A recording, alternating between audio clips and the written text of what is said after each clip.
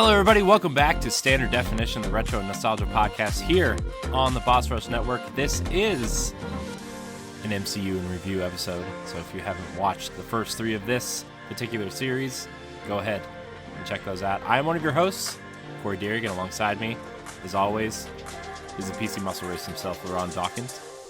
Stay thirsty, my friends. I'm very thirsty. Ready? My water bottle's over there. I'll get in a moment. Well, I'm thirsty because I have a box of Cinnamon Toast Crunch under my desk, and I'm just kind of picking it. Also joining us is none other than Mr. Mark Pererra. Hello. Hi, Mark. Hi. You've gotten high marks on this show from people. Well, I'm just fantastic, is what the thing is. Mr. Fantastic? Maybe. Show me your stretches. I don't. How's that? Is that good? It's good enough. It's fine. Man, guys, we're here. We're doing it. This episode, it's all about the God of Thunder, the first film, Thor. First Thor film, I should say. Very mixed feelings about this one. This is a mixed bag across the board. This is a polarizing film. Definitely seems that way. Definitely seems that way. Mark, did you say it shouldn't be? It shouldn't be a polarizing film. Well, we're gonna get into it. Here are the reasons why. I'm gonna pull Stephanie and read the housekeeping right away. She does that where she like intros the show. She does the housekeeping before she intros the guests, and she's just down to business. I know she's just ready to go. Yeah. This is Standard Definition, the Retro and Nostalgia Podcast here on the Boss Rush Network, where each and every Sunday we come together with our friends from around the internet to talk about games, movies, shows, and other topics that make us nostalgic. You can support us. You can support us and get the show 2 weeks early by heading over to Patreon, patreon.com/BossRushNetwork, or subscribe on free feeds. If you listen on Apple Podcasts and Spotify, please leave us a 5-star review. You can also catch all of our content on our YouTube channel. Go subscribe. And on bossrush.net. The merch store, get your Marvel MCU Standard Def shirts. They are flying off the shelves, everybody. And by flying off the shelves, I just mean they're there. You can order them and they'll send you one. So I'm sure they'll fly it from wherever they're being made to the United States. See? It works. It does. It does. Yeah, I liked it. There's also other things you can buy from our other shows. So you can also get our Indiana Jones shirt and our Disney Standard Def shirts as well. So please pick one up. Anyways, we're here to talk about Thor, guys.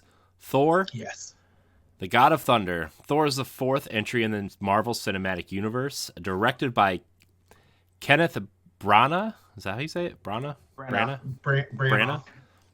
Yeah.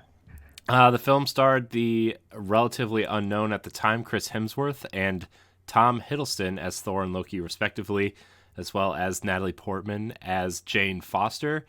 It released on May 2nd, 2011. Now, I gotta tell you, I was looking up other notable films that year. This was a good year for movies. Good year for movies. Also, the 1 year that Fox's Marvel probably beat out Marvel's Marvel. Other notable films: X-Men First Class. I will stand by that is the best X-Men movie. I'll stand here and say the First best? Class? Yep. First Class? Yeah. Better than Days of Future Past or X2 or Logan? Mm-hmm. Yeah, I like it better than all those. I didn't care for Logan like at all. Wow. First Class? Yeah, I First can't Class, do this man. podcast anymore, guys. I gotta go. Oof, Lord. Sherlock Holmes: A Game of Shadows. Another That great was, yeah. flick. Now, yeah, that was good. Yeah. Cowboys and Aliens, which was a weird film. I never saw that. It was weird. It had Daniel Craig, and who else was in it? Jon Favreau, I think, directed it, right? And I think Olivia Wilde was in it too. Yeah, it was weird. Oh, that's right. It was. That's right. I don't remember any of that movie. I just remember I saw it at some point. Pirates of the Caribbean on Stranger Tides. That I like Pirates of the Caribbean, but that movie, not good. Also way too long. Green Lantern, that great film. Okay, we're just hitting all the good ones. Harry Potter and the Deathly Hallows Part 2, that is a great film. Great film. Cars 2, terrible film. Super 8, In Time, that weird Justin Timberlake movie where like they have like their how long they have to live like on their arm, and they do like bounty hunting for more time to live or whatever.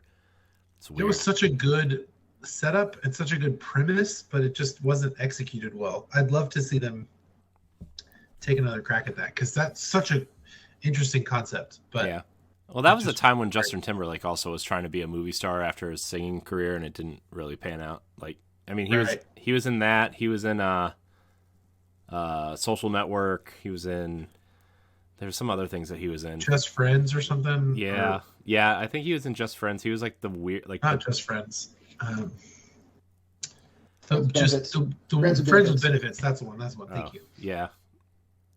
Anyways, Immortals, which was kind of a 300 looking ripoff.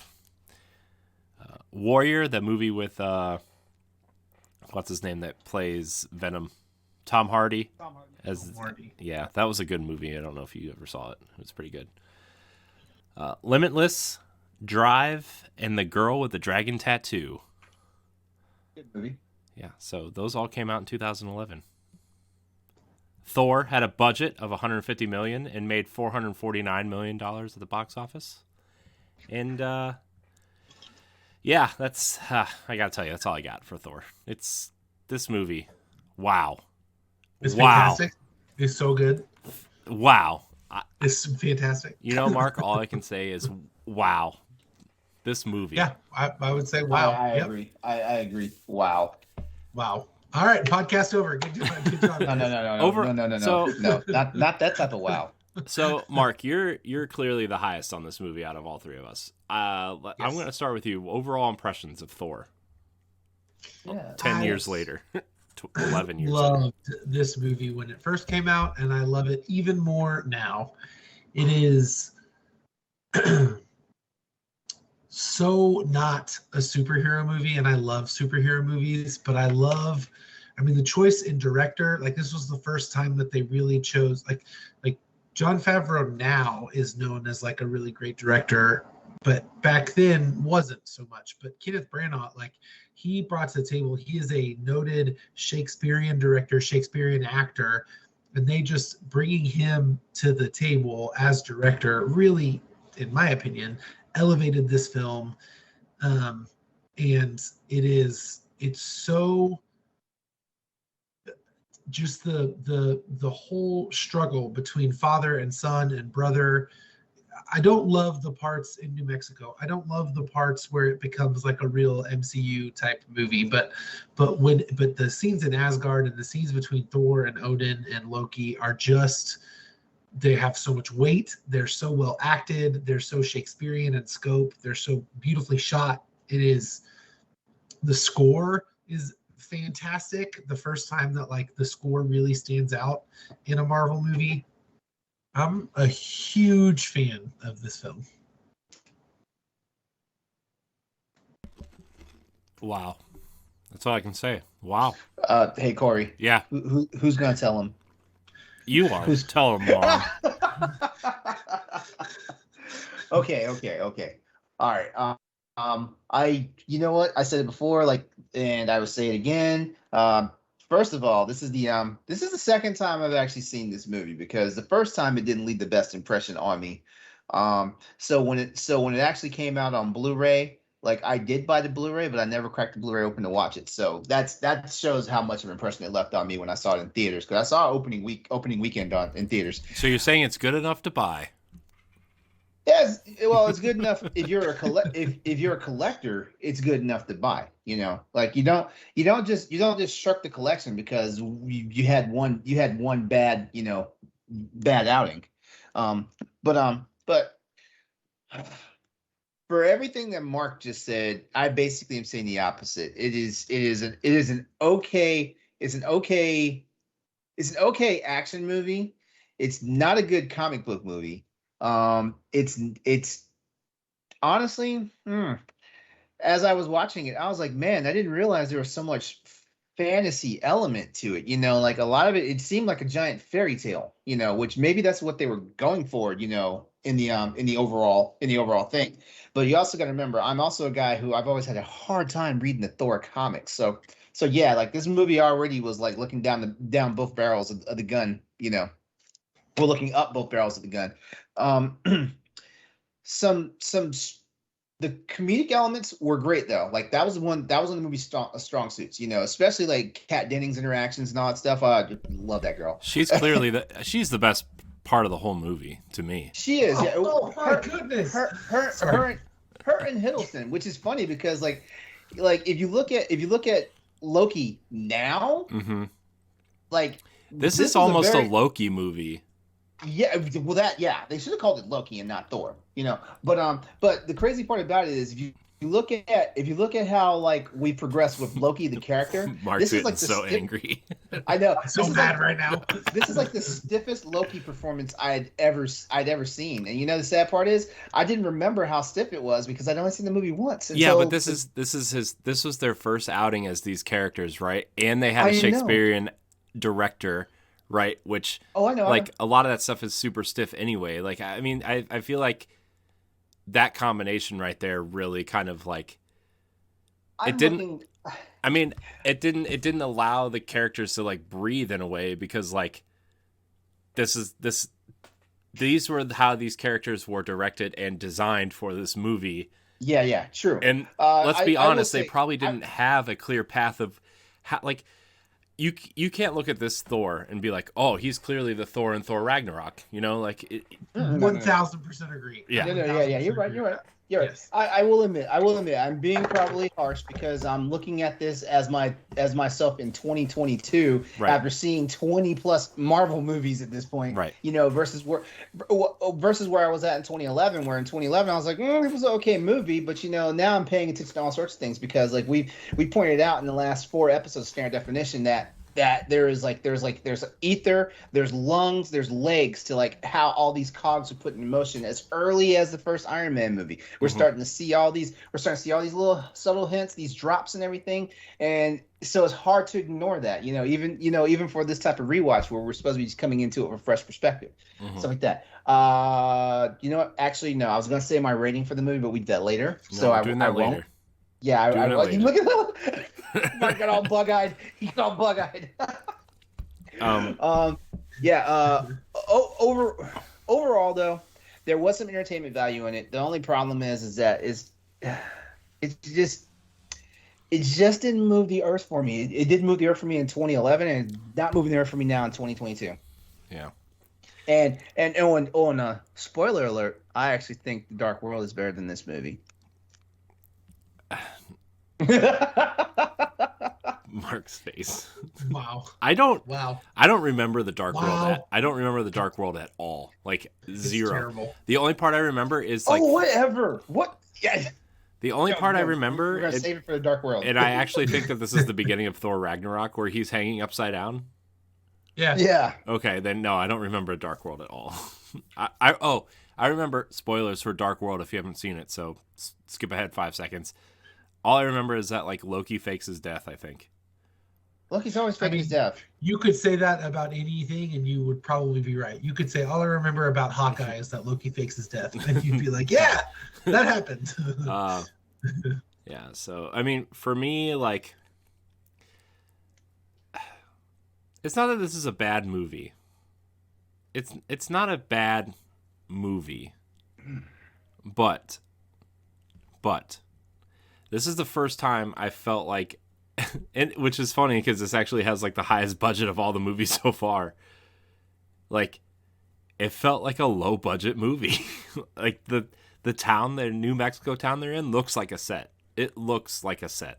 Like the way it's shot, the way like the buildings are all kind of lined up, right? And like then there's nothing around them. And I get like there's towns like that, I do, but like this literally looked like a movie set.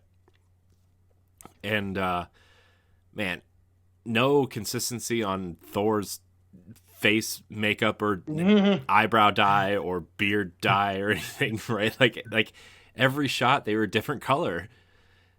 It's just like, it bothers me. Like, it bothered me to begin with because I remembered his eyebrows were dyed in this movie. I remembered that. I was like, that's going to bother me the whole time. And I couldn't stop staring at them the whole time I was watching the movie. And then they would change colors throughout the movie. I'm like, what are you doing? So, I agree but with that. I really do like Kat Dennings' character. I think she's hilarious. I like Eric, what's his name? Selvig. Yeah, I like his character. I think he's a great character that he's continued to play throughout the MCU. I don't know, the Asgard stuff just, it didn't do it for me. And like, I think it's just because like I'm not a fantasy guy, and maybe that has a lot to do with it. Like, I know this is blasphemy on the Boss Rush Network, but like, I don't like Lord of the Rings, right? No. I stand by that. I stand by that sentiment too.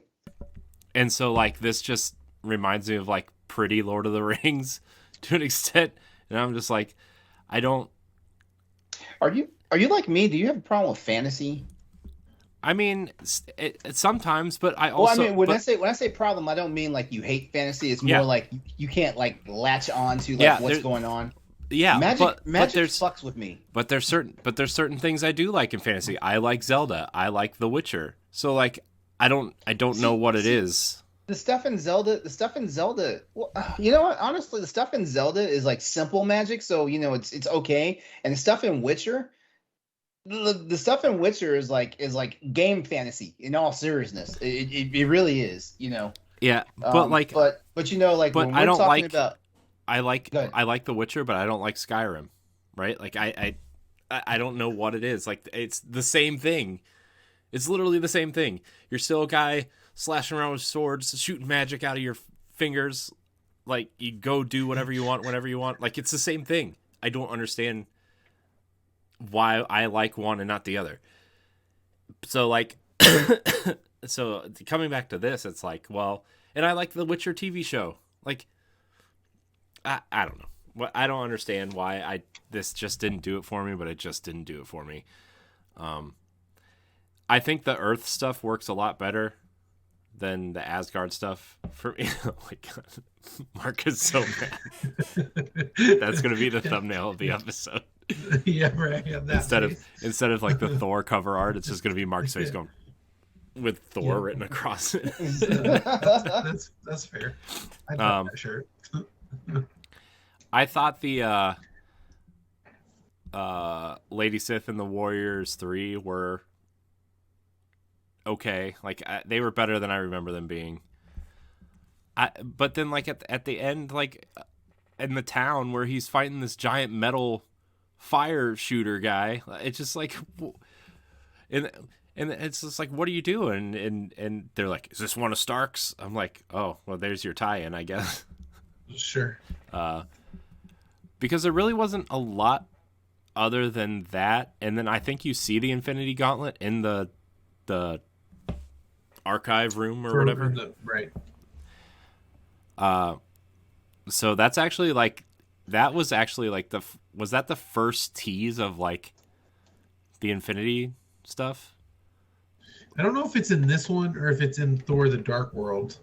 But in one of them, when you're in the weapons vault, it walks past it and it's sitting there. I think it was Dark World, because Dark World is where they actually started talking about the Infinity Stones. Okay. Right. Okay. So I don't know. This movie felt like it had the right idea. It to me, it just didn't execute. I don't know. I do like the part in the bar where they're drinking the Boilermakers or whatever. Yeah. And Thor doesn't get drunk at all. And he just gets blasted. That's pretty funny. So I don't know. It just, man, I was at the point probably like halfway through thinking like, man, this movie's so long, and it had only been like 45-50 minutes. And it was kind of dragging, because I did catch myself kind of like dozing, you know, in certain points. And the whole time I was just like, I cannot wait for 2 weeks from now when we can watch Captain America and just be happy. Favorite, my favorite scenes in the movie all had Coulson in them. So there you go. So he's a great character, though. I will say this. There's a lot that's bad about this movie and that doesn't work. But the initial pitch for this meeting and what won Kenneth Branagh the directing role was he came in, and everyone who came in before pitched it as a, tights and flights, superhero, whatever film. And he came in and said, this is a movie about fathers and sons. And that's what won him. I get that. And so that right there, if you boil it down to fathers and sons, the scene with where Thor gets banished, the scene where Loki finds out that he's not Asgardian and he's from Jotunheim, those scenes carry so much weight and carry so much, even though it's set in this fantastical world, it carries so much realism, and it's so authentic and it's so well acted. I feel like those scenes carry all of the ridiculous parts of the movie, where the last third is absolutely ridiculous, and I agree. But they're so just beautifully done. And so when you go back to the thesis of what this movie is, fathers and sons, and you look at that, it really is, I think, a fantastic character study in family strife. And that's why I love Thor. So, I mean, there's two types of movies that I love more than anything in the world. One is fish out of water movies, and the second is family drama. And this is a marriage of both. And so that's why I love this movie so much. But those scenes on Asgard are what I love about this movie. But I will agree with you. There are other parts of this movie that don't hold up to the standard of the MCU, even back then in 2011. That could have been a lot better. I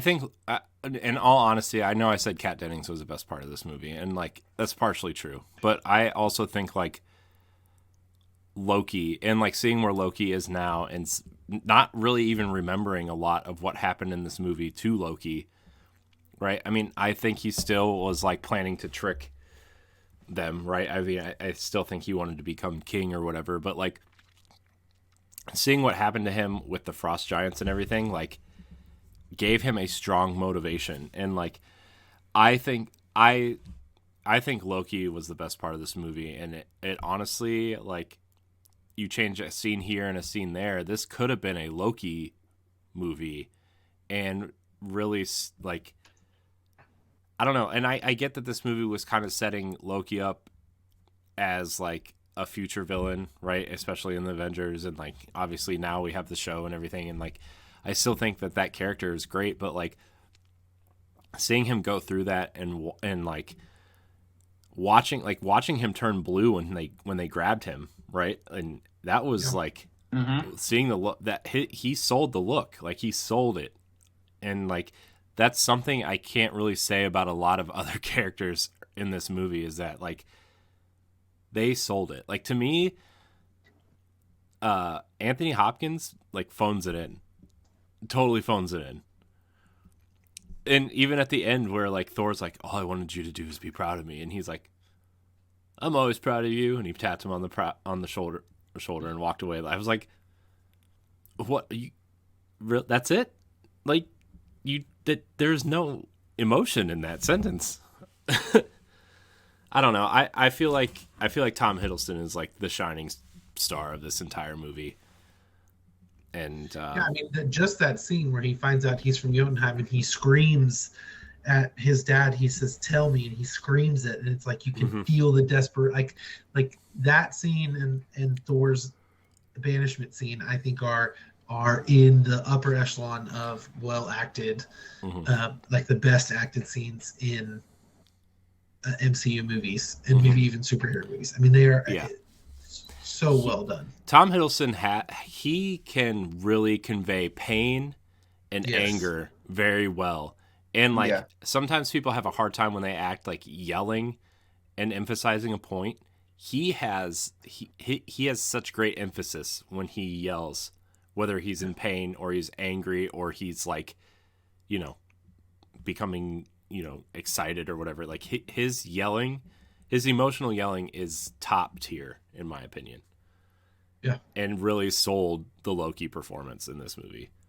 And obviously into the future, but specifically he was just awesome. He's the best part of this entire movie, hands down.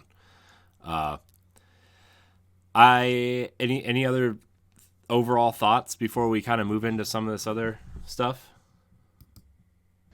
I mean, I kind of mentioned this before, but I think that this is, for me, I'm a huge fan of scores of movies. That's what I listen to while I work, because I can't listen to music with lyrics, because then I'll like be writing an email and I'll write the lyric while I'm working. So I listen to a lot of musical movie scores, and this is the first time composed by Patrick Doyle. I feel like that it's a truly like thought out and composed world musically.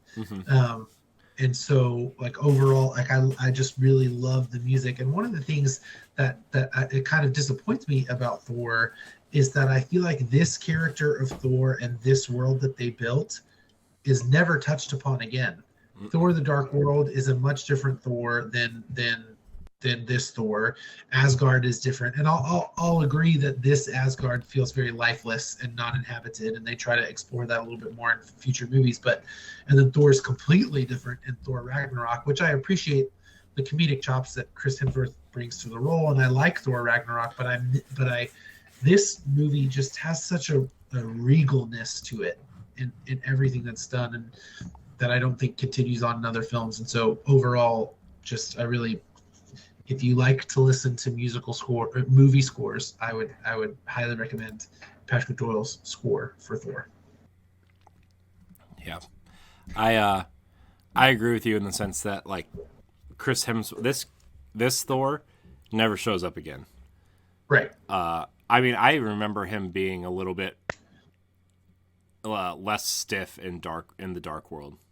I remember him being more kind of like, I don't want to say casual, but you know, a little more, had a little more life in him and a little less Shakespearean in a sense. And that's probably because of the change of director, right? Right. They changed directors for that second movie. Yeah. And I don't know. I think that maybe that's what got me too, is like it just felt really stiff. The Asgard stuff felt stiff. And maybe, I don't know, maybe that's just why I didn't really get attached to it so much. The Thor movie series, I feel, has had the least amount of cohesion, you know, as far as like storytelling goes, you know, and that definitely weakens it overall. In all honesty, like, you know, like the Thor branch, you know, which is why I'm really hoping. Well, I mean, Taika Waititi's coming back he's back as director of Thor: Love and Thunder. Yeah, and so he also contributed to some of the Thor scenes in Guardians 3. So. Yeah. Okay. Yeah. So we're probably gonna see the most cohesion that we've seen in a while, you know, from Thor, because outside of it, you know, Thor's cohesion seems only to matter, you know, in Marvel Avengers Endgame, you know. Right. Yeah, because, you know, like, spoiler alert, they were time traveling. So, you know, like, everything they did was in a moment that, you know, like, pulled together an entire, like, storyline of phases 1 through 3. Yeah. Right. Yeah, and there's questions that come up in this movie, like the Rainbow Bridge is the only way that they can access other worlds, and it gets destroyed. But then in Thor Ragnarok, they're flying spaceships, right? So they can go to other worlds just by flying on spaceships. So there's a lot of the mythology of Thor within the MCU itself falls apart in this movie, and there's so many questions that arise from that. But Loki did say there's other ways to get to where you need to go in this movie. Yeah, but he was talking more subversive ways. He wasn't talking more direct ways. I know, but like, I mean, that's kind of where they left the door open, saying, "Oh, we can fly a spaceship from, you know, Trash Planet to Earth if we need Trash Planet." Well, there's a line in Avengers where Loki says something like, "How much dark magic did Odin have to muster to get you here back to Earth," or something. So there's just, I agree with you 100%, LeRon. There's no it's the least cohesive story within all of the MCU. Even in stories where like you've got Terrence Howard as playing Rhodes, and then you've got Don Cheadle playing Rhodes. Like that is more cohesive than the story of Thor. Mm-hmm. Yeah. But I mean, when you kind of close one eye and just kind of appreciate the film for just on its own, if you liked the film, I feel like it really stands on its own.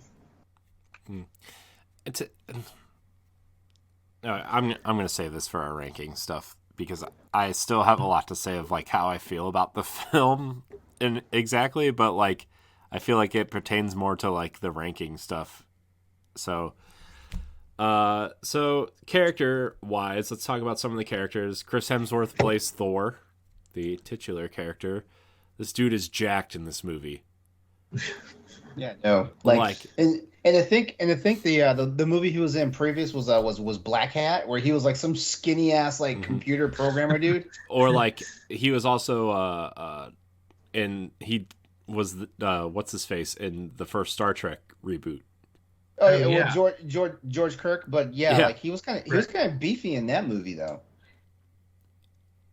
He was so jacked in this movie that he went in to fit for his costume, and they measured him and everything. And then the day that production was supposed to start, he put his costume on, and he was so much more jacked then that they had to like remake his costume because he was bulging out of his costume. Which is also why most of the movie he was in street clothes. Yeah. Right, yeah, because he's too huge. It's too huge. He did all right, I think. I mean, I kind of take it as like how he was directed, right? But I think he did a fair job of playing Thor, right? At this point, I don't know if I could see anybody else playing him. Yeah, that's the same thing I was thinking. I can't think of anybody else that would fit that role. I mean, Tom Hiddleston did did a wonderful job of Loki. No, he auditioned for Thor. Right. Yeah. How would that have worked? Right. Oh God, no. It wouldn't have. He's so much better as Loki. Yeah. It's interesting with the casting of this movie so far with Iron Man and Iron Man 2 and the Hulk. They really went hard on the kind of stunt casting, and not in the sense of it was bad casting and just big names, but like they really went hard on big name actors. And for this next one, they got the big name actors in Natalie Portman and Anthony Hopkins, and even Rene Russo might argue, but with the two leads, they went with like really unknowns. Like Thor, Chris Hemsworth was in, big in Australia, but in terms of U.S. box office, he wasn't really, except for that one Star Trek scene, which was a really impactful scene. But besides that, he wasn't really in anything else. And so they really took a gamble on this one, which they hadn't done before. I mean, they took gambles in other ways with their casting, but they went for big names before. But now they were like started to do kind of the blueprint that they followed really a lot in their first films moving forward, where they cast a relative unknown, a young actor that they could kind of lock in for 3, 6, 9 more films, and they'd have a lot more life in them. Yeah. Yeah. I think my favorite scene in this whole movie is when they're at the diner and he smashes the coffee cup on the ground. He's like, another. What are you doing? I want another beverage. My favorite scene is where they hit him outside the freaking hospital. Oh yeah. Yeah, the second time they hit him. Yeah, the second time they hit him. Are you kidding me? I swear I'm not doing this on purpose. Yeah. Also, the fight where he's trying to infiltrate the camp to get the hammer, right? That was pretty. Like that was really cool. Good. That was with good. Hawkeye. Yeah. The Hawk, and he's just sitting up in the thing, and God, I thought Hawkeye was going to be so bad after this his first appearance. Like, right. I know he only has like 1 or 2 lines in this movie, but it's just like it comes off as like, oh, I showed up on set for like a day because I'm going to be important in the future. type of line. I don't know. There's so many things where I'm like, you didn't have a better take of this, or like you couldn't have them come in and like dub over this for like 10 minutes or whatever. I don't know. There's just little things like that I thought, that scene, or there was another scene that I forget now, but man, like it just, you didn't have a better take of that. Like, was he filming like the Bourne Legacy at that time or something? Like, what was he doing other than Hawkeye? You know what I mean? Right. So that he had to be somewhere. I was just like, man, but it was cool to see Hawkeye, and Nick Fury obviously is in it at the end, I think, right? That's the only time. Is that the only time we see him? Yeah. Yeah. The post-credit scene, right? Yeah. And yeah, I don't know. I think Chris Hemsworth did a great job for what he was directed to do, and obviously, like, I couldn't see him playing I couldn't see anybody else playing Thor. Yeah. I'm kind of excited for Thor: Love and Thunder, by the way. That logo totally looks like a Thundercats logo, by the way. It does, absolutely. I mean, I think it's going to be good. I miss a little bit the Thor of old, but I enjoyed Thor Ragnarok a lot, and I think this is going to be good too. Yeah. So Loki, played very ably by Tom Hiddleston, also kind of an unknown at the time. I like I said earlier, I think he's the best acted character in this entire movie. I don't really know what else. I don't know what else we can really say about him in this movie, except that he was awesome. Anybody have anything else to say about Tom Hiddleston? No. I mean, I love Tom Hiddleston. I'll be honest with you, I didn't really before Thor, I really didn't know who the guy was. Honestly, I didn't. Yeah. I don't think anyone did. This was his first real big role. Yeah. But I mean, he'd been around for a I think he was bit, I think they hired him because he was a stage performer. I think he did Shakespearean stage performances. With Kenneth Branagh. Yeah. Oh, okay. Right. Yeah. But yeah, but since then, like, I've paid attention to like his acting career, his acting trajectory since this, and man, like, the guy's amazing. Like, I wouldn't have thought that I would have that Loki, the series, would have wound up being one of my more favorite like Marvel MCU like TV series. Mm-hmm. I was like, oh, it's Loki. They're basically gonna tie this character up in a bow and like send him off on his way and stuff like that. And basically, it basically that and WandaVision combined, basically ushered in Phase 4. Yeah, for sure. Man, WandaVision. I love WandaVision. I thought about rewatching it the other night. I'm rewatching it right now. Shout out to the piece I wrote for Boss Rush, but I wrote a piece on what to watch ahead of Multiverse of Madness, and WandaVision is one of those. And so I've watched the first 3 episodes again, and that show is so well done. Plus, Elizabeth Olsen is Wanda. Yes. Great. Perfect. Yeah. Anthony Hopkins plays Odin.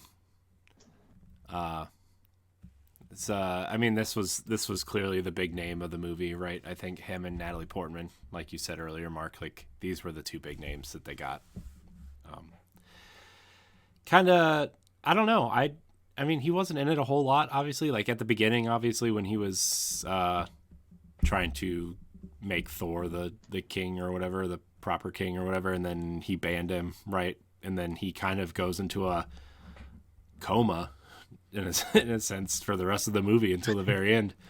Mm-hmm. Yeah. But he was serviceable. I don't know, he was fine. He didn't really like pull me one way or the other except for the very end. But how do we feel about Anthony Hopkins as Odin with a cool eye patch?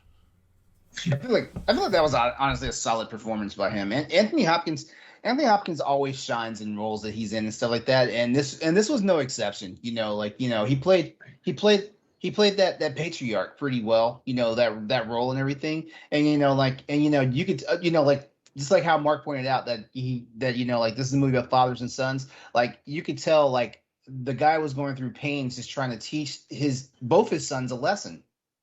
He was because you had the one son that knew he was going to be king, so he's always being an ass. He's always just over the top and everything and stuff like that. You have the one king. You have the one son that could be king but is not in line to be king.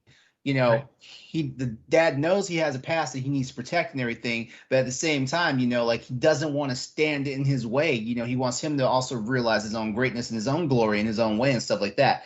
Which is why, like, when he was like, every time he would come after Thor and stuff, every time Loki would try to say something to kind of like deflect and whatnot, like he immediately just jumped on him. And it's so, but yeah, so Hopkins played the role tremendously well. I will say that, and I actually like it. And, it's crazy to think that like we eventually get to a point where Hopkins is no longer in the MCU. Right. Yeah. Yeah, I loved his performance. I thought it was a great performance, and this was the one. His performance was the one I felt like connective thread to future Thor films, where if you watch his scenes, particularly the scene where Loki finds out that he's a Jotun, but like the story of Thor Ragnarok, and you watch the pain which I think it's very clear that they didn't know the story of Thor Ragnarok when they were making this film, but you watch like the pain that he as a father is going through, but that he had a firstborn who he thought would take over, who was Hela, and that didn't work out. And then you've got Thor, who he thought was going to take over, and that didn't work out. And then you've got Loki, who he thought, couldn't take over because he was a Jotun. But like, there's just so much depth to that performance that really, I think that's the one key thing that really ties together the Thor story throughout the MCU is his performance and his story. Now, what's interesting about you saying all that? Like I was paying attention and looking for if they were going to mention anything that there was another child or another heir to the throne out there. And this is the one thing I can tell for sure that they did not have any plan for and stuff like that, and it's a shame too, because honestly it caught everybody by surprise, in the audience and stuff like that, and I honestly feel like it caught everybody by surprise too, and behind the scenes, in production and stuff like that, That being said, Hela is an actual part of like the canon. As a matter of fact, everyone was speculating that was the death that Thanos was in love with, because she is basically the bringer of death, Right. On a universal scale, because the realms of I forget where Asgard. What realm is Asgard in? Is it Asgard the realm? Yeah, like there's 9 realms. Like what realm is Asgard supposed to be in? I thought Asgard was the realm. Is the realm itself? Yeah. I thought there was a different name for it. Okay, but anyway, so basically she was like the harbinger of death for all the realms and stuff like that. So I honestly thought like when they started introducing Thanos and stuff, and then Hela shows up, I was like, like we're gonna see her again before Phase 3 is over. Right, but that didn't pan out quite. Yeah. But, she'll be back. I hope so, because she had a little campy, but a great performance. But I loved. I mean, I read something about that scene where Thor's getting banished. Like everyone, like behind the scenes while they're filming that, were in tears. Like just the weight of that performance and what's happening. I don't know. I could go on about. I can go on about the 2 scenes that I've mentioned 100 times forever, but I loved Anthony Hopkins' performance. Yeah. Well, overall it was a well played out part, even the part where he was sleeping. Yeah.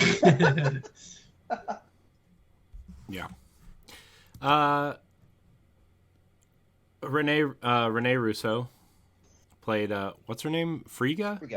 Frigga. Frigga. Yep. They don't really ever say her name in this. She's just the queen, right? So, serviceable. I mean, she wasn't in it very much, but yeah, serviceable. So Jane Foster, played by Natalie Portman. Did you buy it? You guys buy it? You picking up what she's putting down?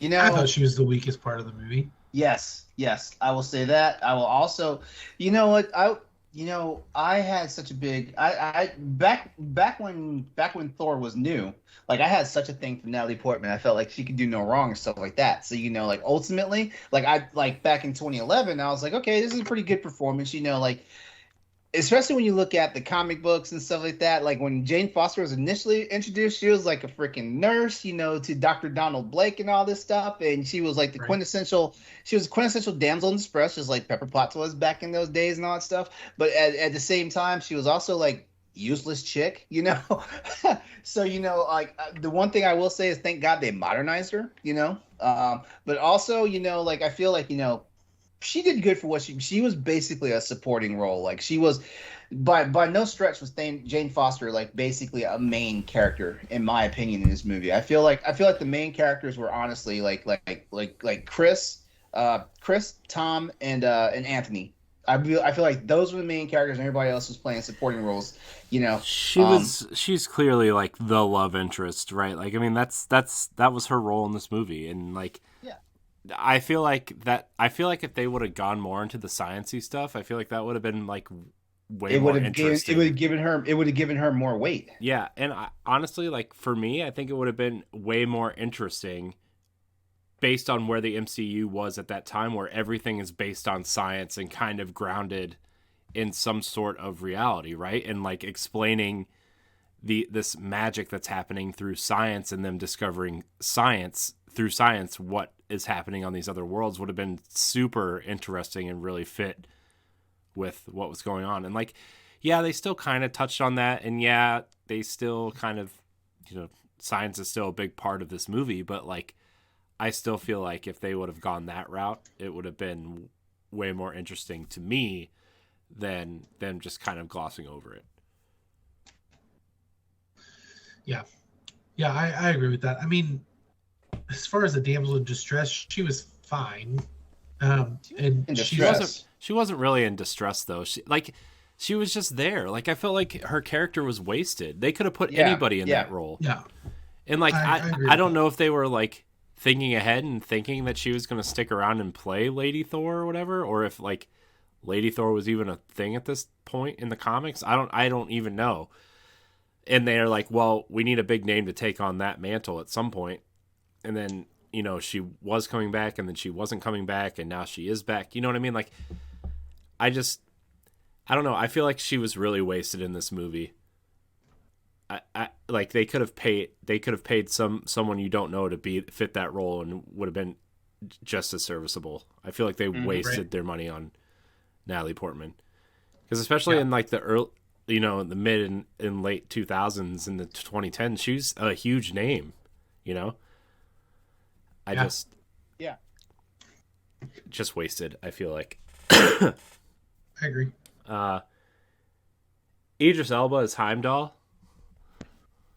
Cool character. I wish, like, I know that he's utilized more in the next couple movies, but I like this character. I think he's cool. Also, Idris Elba just makes any character cool. Let's be honest. True. Yes. He could play a paper salesman, and he would be cool. Yeah, he did. Which in The Office. Right. And he was. Right. I always forget he's in The Office. I know, and he shows up, and I'm like, wait a minute. Yeah. Now he's Knuckles. He made Sonic cool. Idris Elba made Sonic cool. That's right. But yeah, I like that fight, like the fight scene when he gets like right before he gets frozen. That was really cool. I really enjoyed that. Yeah. And then like when he kills the two ice giants when he goes back to open the bridge. Yeah. Darcy was played by Kat Dennings. Super charming, super funny. Yes. Love that role. Loved it originally. Loved it now. Yeah, and And the definitely fact that love she's it. back is just Yeah. even more exciting, in like a bigger role, kind of in the MCU. It's just really exciting. Yeah, I thought she was good as the comedic, just like the comedy part, and yeah, she was very likable. Especially coming off like I almost feel like she was typecast in this role to an extent, based off what she had done before this, right? Like The Two Broke Girls, Nick and Nora's Infinite Playlist, and there's one other one where she's like the comedic relief, and like she's funny, don't get me wrong, but I'm just glad she's back in like a more serious Darcy role at this point. Yeah. Eric Selvig, played by Stellan Skarsgård. Great. Daddy Skarsgård. Anytime he's in a movie, he's just awesome. I like this actor a lot. Yeah, me too. Really sold the scientist, and like the bar scene is really hilarious, and yeah, he's just a really likable actor in a really likable role. I don't really have much else to say about him. I just really like him in this role. And isn't he Nordic in real life or something? Because it was a nice touch that this character was kind of from the realm of Vikings and Norse mythology and all of that, to kind of add a little bit of credibility to the story that they were telling, which I'm sure was intentional, but it helps that he's also just a really great actor. Yeah, he's Swedish. So Swedish. Yeah. I looked it up on Wikipedia just now. That family, by the way, the Skarsgård family, they're all very talented. Yeah. Yeah. Yeah. Yeah, isn't one of them play the clown guy in it? One's Pennywise, and then one was in True Blood. Yeah. True Blood, and he was Tarzan later on. Yeah. And Tarzan, he was also in Godzilla versus Kong, I think. Yeah. Oh yeah, that's right. Yeah. So, I hope he gets a big break at some point. Like, I mean, I know these are like big movies or whatever, but like, I hope he gets a hit someday. Like, just like because he's a good actor. I feel like he gets stuck in these roles that like, oh, you're kind of okay. Right. The Warriors 3, played by Ray Stevenson, Josh Dallas, and Tadanabu Asano. I liked them. They were fun. I mean, they were kind of silly, but they were fun overall, I think. Yeah, I feel the same way I feel about the Warriors 3 as I do about the Howling Commandos in Captain America, where there's so much potential there, and they're great characters, and they're cast well, and they just kind of fall to the wayside, and they could have been like a much bigger deal, but they just don't ever really amount to anything. And it's not because the performances were bad, it's just the story kind of leaves them behind, and I feel like there could have been so much more with them. Yeah, I agree. I mean, the Howling Commandos at least got Agent Carter at some point in a couple episodes, but like, yeah, I agree with you. I feel like there was so much potential for them, and they just didn't utilize them at all. Like, yeah, even moving forward, I don't remember them playing a big role in Dark World either, and I know they like die instantly in Thor Ragnarok. So, right. Yeah. Well, and Josh Dallas's character gets recast. Yeah. Zachary Levi, right? Zachary Levi, right? Who auditioned for it first and was going to get cast, but then he had a scheduling issue. Yeah. And so, yeah. Yeah. And then Lady Sif, played by Jamie Alexander. Also a character I feel like was super underutilized. Mm-hmm. And they had her on that episode of, or maybe one or two episodes of Agents of S.H.I.E.L.D. She was on 2 episodes of Agents of S.H.I.E.L.D. She was in a real quick guest spot in Loki. Was she in Loki? She was? Yeah. Yeah, when they listeners, if you haven't seen Loki yet, here's your chance to check out for about 15 seconds. She was in the spot where when they put him in his personal time hell. Oh, like, yeah. Okay. Yeah. Okay. Oh yeah. She slaps him. How dare you? Mm-hmm. And then, Yeah, but didn't she get recast too? No. She never got recast. Like her character just has never shown back up because Which she that was moved. another weird thing. She should have been in more. She was really good. Yeah, as a character. I mean, she wound up getting. Well, I mean, like, I guess, like they could have recast her, but like she blew up big because of the NBC show, the one where she was the amnesiac with Blind Spot. There you go. Right. Yeah, that's a shame because she's really good. I wonder if she didn't die in Thor Ragnarok, did she? No, and it wasn't talked. Yeah, she wasn't talked about, and I think she's supposed to be in Love and Thunder. Love and Thunder. Yeah. Yeah, man, they're gonna have like a Lady Thor team, right? With Lady Thor and Valkyrie and Lady Sif, right? Yeah. That's gonna be cool. I'd watch that. I'm gonna watch it. That was yeah. Yeah, apparently she is back in Thor 4. Great. That's good. That's exciting. Because I actually loved her character. Yeah, she's awesome.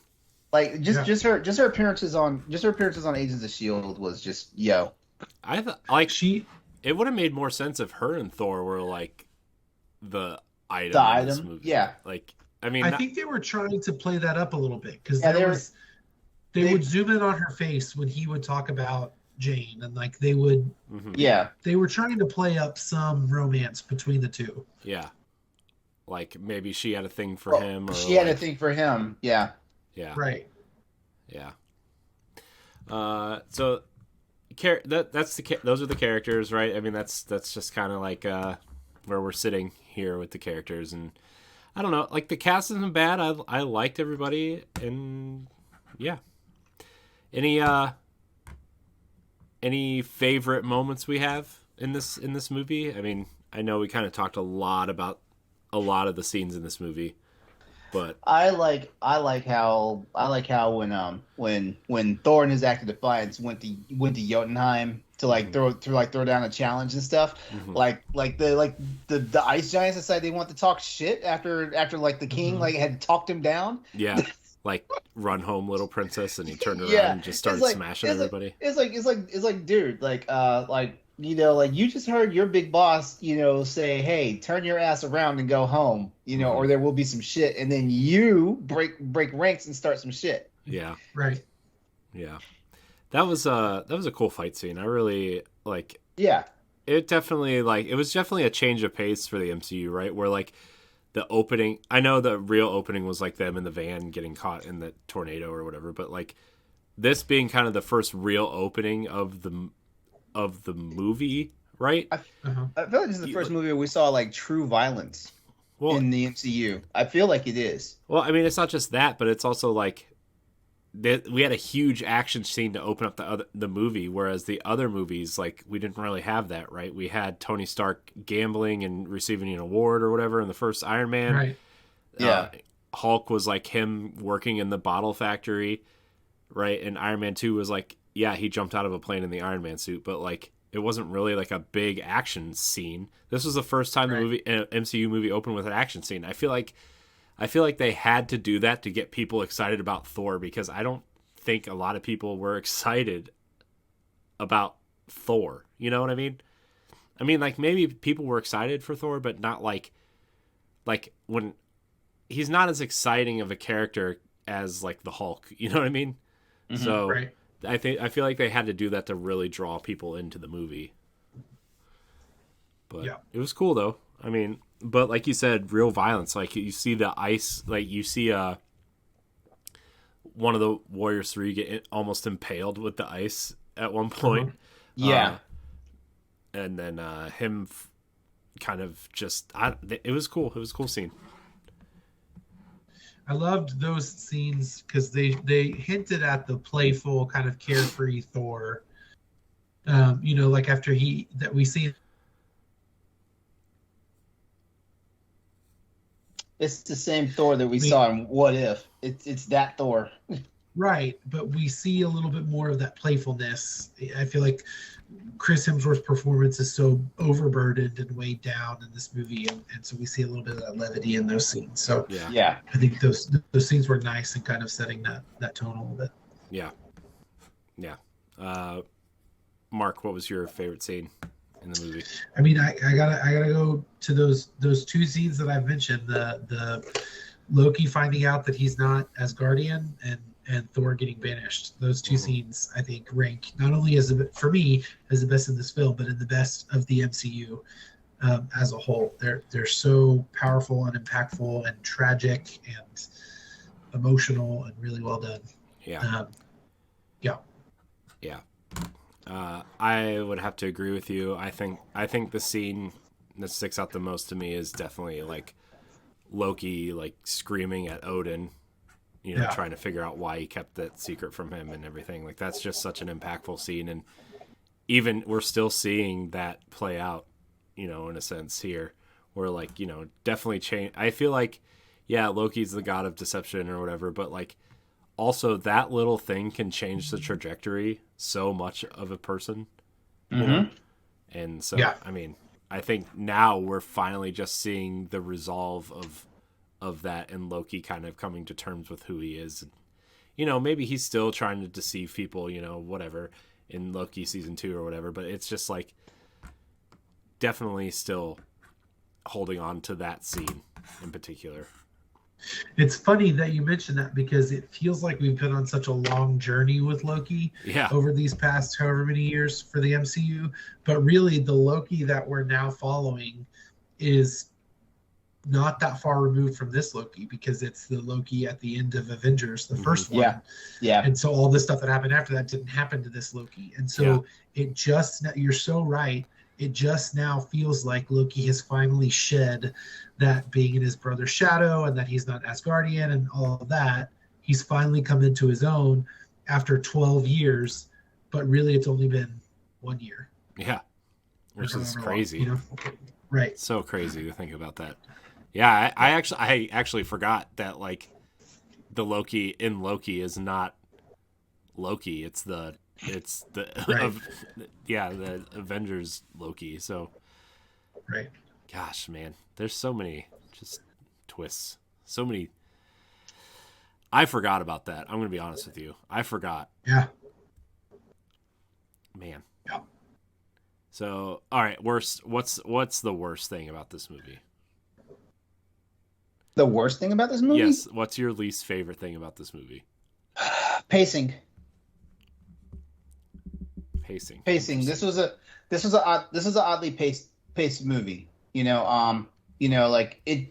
When you look at the movie on the surface, like Mark said, it's a movie of fathers and sons and family and stuff like that. But it's also a movie that shows the fall, someone's fall from grace and their redemption arc, and it's just weirdly paced because it's peppered in with like really like odd bits that kind of pull you out of the moment. Like I mean, like he's trying to fit his worthiness in, so like he immediately finds Mjolnir, and goes and like whips a whole bunch of shields,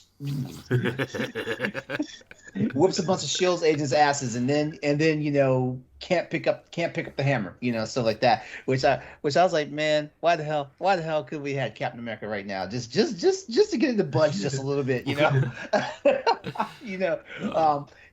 then all of a sudden it was back to like sulking and brooding again, and then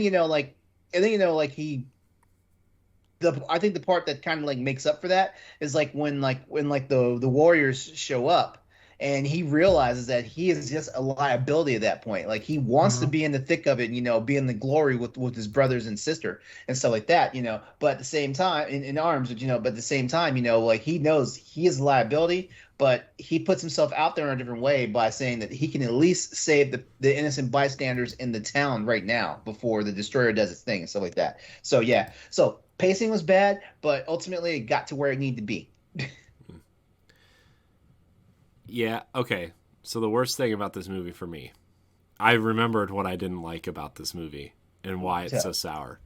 The end fight when Loki is fighting and finally gets his armor and the hammer back, and Natalie Portman literally stares into the camera and says, "Oh my God." And it's like, oh my gosh, it's no. I get what you're trying to do. That was bad. Did not land at all. And then she's like from that point on, it just feels like she's just not acting well. Like she's just like, is this how you normally look?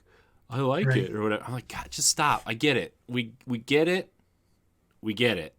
Somebody on the cutting room floor should have saw that and just been like, should cut this. This movie's almost 2 hours Right. long anyway. We can afford to cut like 30 seconds of Natalie Portman talking. Like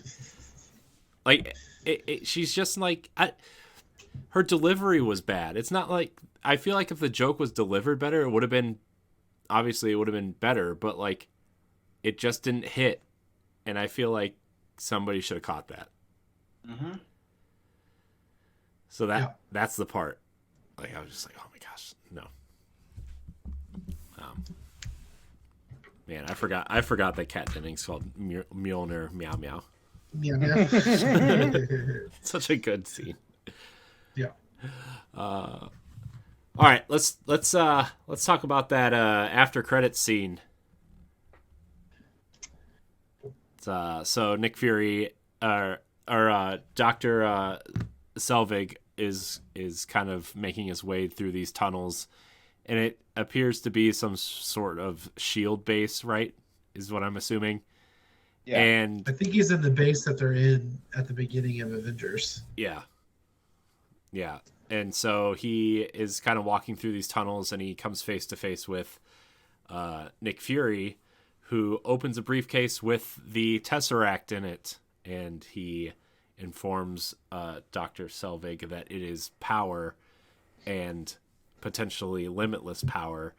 And then you see a profile camera shot of Dr. Selvig, but in the mirror, Loki is behind him, and Loki says something, and then Dr. Selvig mimics what Loki said, and then that's where the scene ends. That's a very interesting scene because Loki's not really there. Right. So somebody explain to me where Loki is, because like I didn't like at the like it kind of introduces that almost like a interdimensional thing, right? Is that what I'm getting at? Well, so I think because when we see Dr. Selvig at the beginning of Avengers, he's with Loki, and Loki has controlled him with the Mind Stone with his staff, and so. But that happens in the movie. Yeah.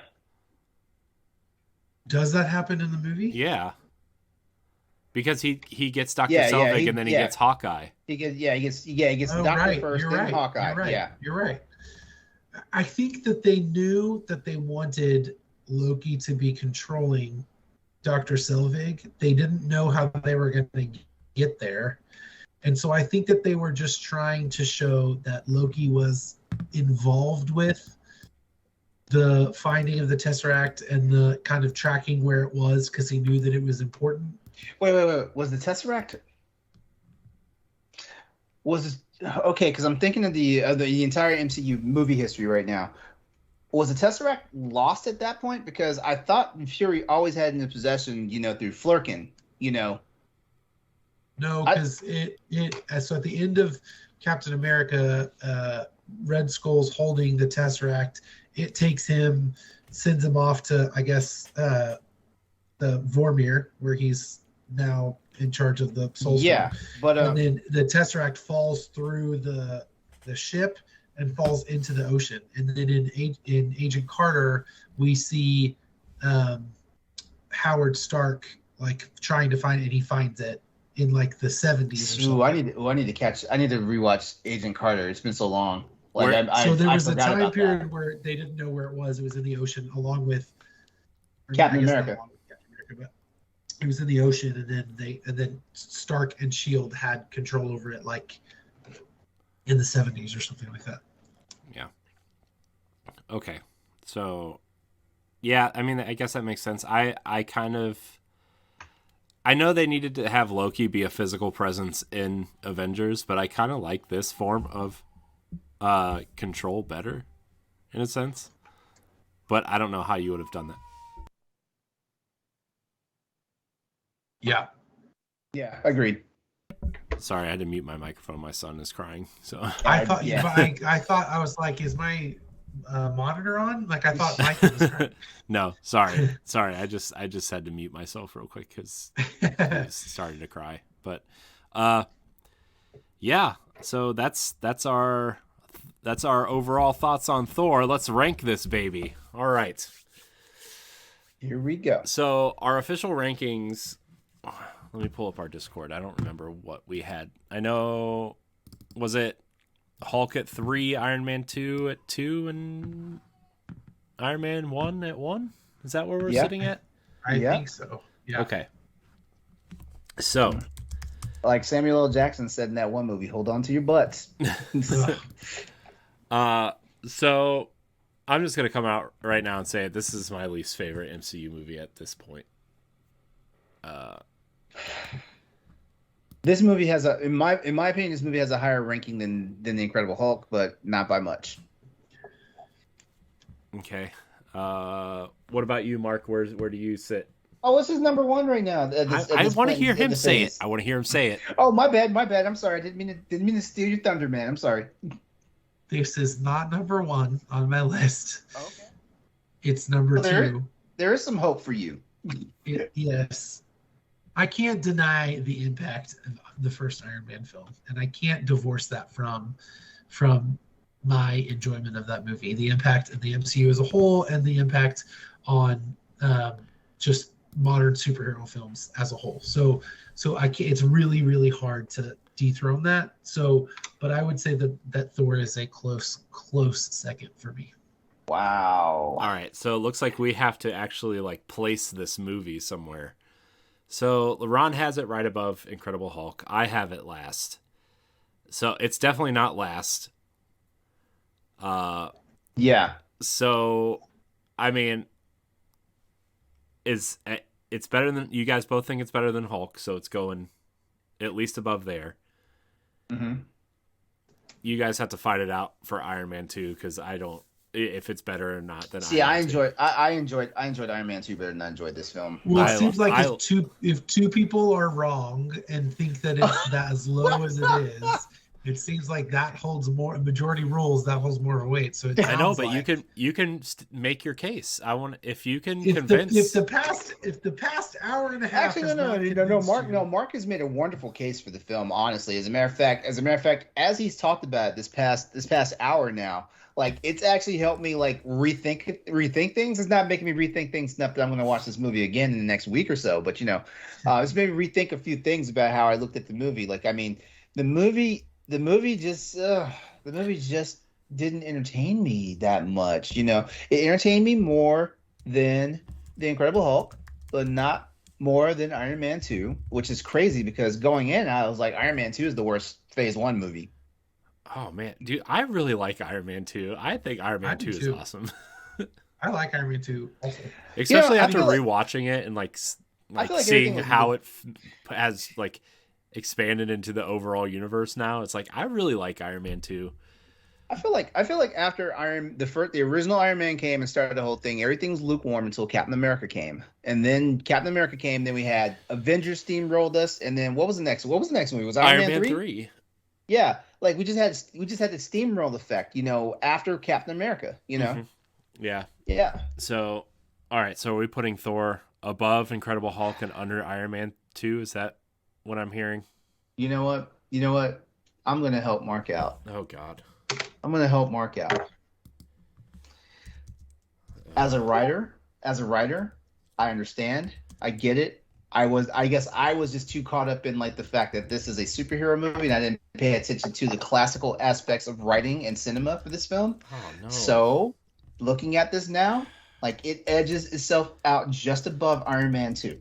Yes. No. Oh. That's gross. This is the last bone I'm going to throw you for this entire MCU standard definition, Mark. This is the last one. Oh man. So you're gonna have to fight for every single one after that. So I'll see you again for what's the next movie I think was we'll fight this out when Dark World comes up. Oh no. I think we're gonna find out next week because Captain America, the first one, was my least favorite. The first time around. This is my favorite Phase 1 movie. Blasphemy. I will remember this kind gesture that you paid me. I appreciate it. Oh, I appreciate it. Yes. Yeah. All right. So The cool thing about this is I actually get the boyfriend to watch this next movie with me because he actually wants to watch Captain America. He has not wanted to watch any of the other ones so far in Phase 1. I love Captain America so much. All right. So here's our official ranking through 4 movies. We have. I can't. This list is so jacked. But this is why we're doing it. Okay, so honestly, on like 90% of everybody else's list is probably what it's supposed to look like, but in my head, this list is just so jacked. Incredible Hulk sitting at number 4, Iron Man 2 at number 3, Thor at number 2, and Iron Man at number 1. Still sitting pretty. Man, I can't believe I helped propel Thor to a second place seat. LeRon. I'm a big softie. I'll give you doing the Lord's work. I'll give you Hulk, but Iron Man 2? Oh. You know what? I feel like I'm going to need to form an alliance with Mark at some point in the future here. You know, as a fellow member of the writing team for Bossverse. So I feel like I need to I write stuff. I know you write stuff, and we Corey, we already have perfect synergy. Oh, man. All right. Well. Dude, it doesn't matter because you and I are locked in that Captain America's number 1. So. Man, this list. I'm gonna come hard next week. Oh, God. On that note, we're gonna get out of here. I want to thank everybody for watching and or listening to this episode of Standard Definition. Let us know what your rankings are on our Discord or on Twitter when you see the episodes post. We really want to know your thoughts so far.